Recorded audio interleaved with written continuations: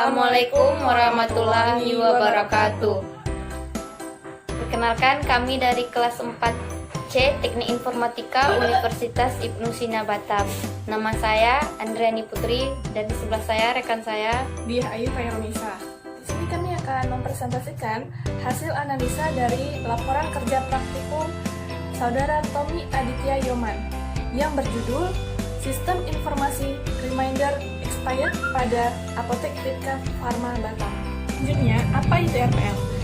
RPL adalah satu bidang profesi mendalami cara-cara pengembangan perangkat lunak termasuk pembuatan, pemeliharaan, manajemen organisasi pengembangan perangkat lunak, dan manajemen kualitas.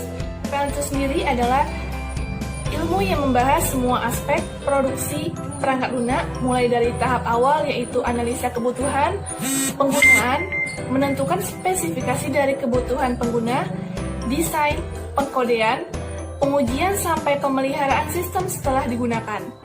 Nah, jadi dari pengertian ini dijelaskan bahwa RPL tidak hanya berhubungan dengan cara pembuatan program komputer yang mempunyai arti semua hal yang berhubungan dengan proses produksi seperti manajemen proyek, penentuan personil, anggaran biaya, metode, jadwal kualitas, sampai dengan pelatihan penggunaan merupakan bagian dari RPL. Nah, selanjutnya penulis dan judul.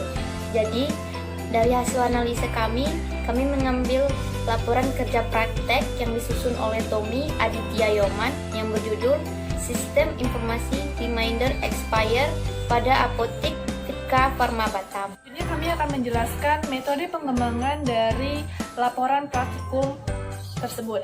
Nah, di sini menggunakan metode pengembangan sistem waterfall. Nah, dari sistem waterfall ini, dia mempunyai tahap-tahap dalam pengembangan suatu sistem sebagai berikut. Yang pertama ada analisa, yang kedua desain, yang ketiga pengkodingan, yang keempat uji coba, yang kelima pendukung atau pemeliharaan. Yang pertama adalah analisa. Nah, analisa ini adalah mengumpulkan kebutuhan apa saja yang diperlukan dalam pembuatan sistem tersebut. Nah, dalam hal ini penulis membuat program reminder expired. Dalam pembuatan sistem ini ada sistem lama, sistem yang diusulkan, dan ada hasilnya. Nah, dari sistem lama ini informasi yang mengenai tanggal kadaluarsa belum terkomposisi atau masih tidak tersusun dengan rapi. Nah, sistem yang diusulkan adalah disampaikan secara sistem web. Jadi disampaikan dengan secara web agar bisa mengetahui tanggal kadaluarsa obat tersebut. Nah, dari hasilnya telah ditampilkan dalam sistem yang akan dibuat. Nah, selanjutnya sistem lama itu ada data produk barang yang ingin dikelola belum terfilter dengan rapi. Nah, sistem yang diusulkan adalah data produk barang akan disesuaikan dengan rak panjang atau disusun dengan rak panjang. Hasilnya adalah supervisor dan tim karyawan akan lebih mudah mengupdate dan mencari data yang telah mendekati kadaluarsa. Selanjutnya di sini ada desain. Yang pertama itu kita desain data flow diagram atau DFD.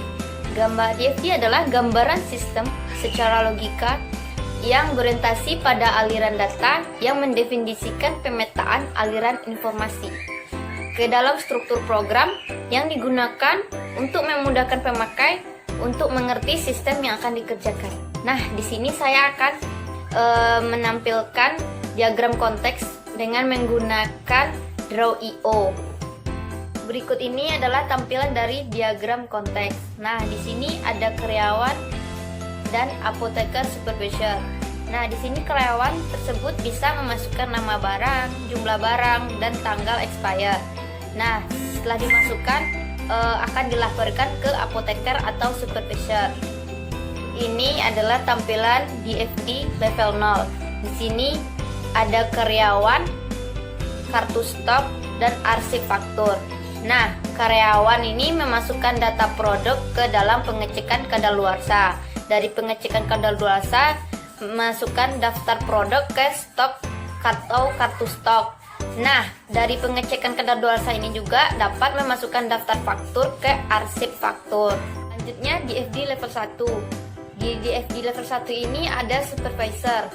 Nah, di DFD level 1 ini kita bisa melakukan pengecekan data produk, lalu menerima kartu stok. Dari menerima kartu stok ini, menerima data produk mendekati kadaluarsa, lalu supervisor menerima laporan data produk kadaluarsa. Desain IRD. IRD adalah suatu model untuk menjelaskan hubungan antara data dalam basis data berdasarkan objek-objek dasar data yang mempunyai hubungan antar relasi. Nah, di sini saya akan menjelaskan tentang rancangan IRD. Nah, di sini terdapat pampangan IRD yang telah dibuat dengan Draw.io. Di sini tuh ada user dan produk barang. Nah, di user ini ada username dan nick dan password. Sedangkan di produk dan atau barang terdapat tanggal kadaluarsa dan barcode. Nah, dari user kita bisa melakukan pengecekan produk dan barang. Dari desain tersebut ada perancangan database dan perancangan antarmuka sistem. Nah, dari perancangan database ini kita membuat tabel yang berbentuk sistem. Nah, dari tabel yang berbentuk sistem ini kita membuat tabel admin,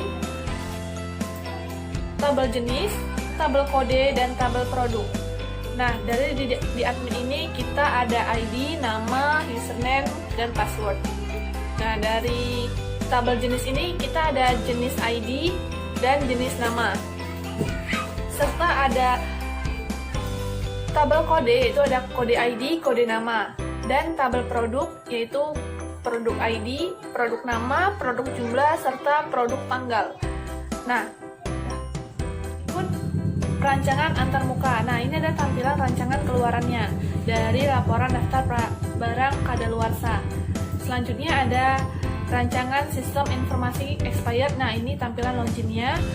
Selanjutnya ini ada tampilan dari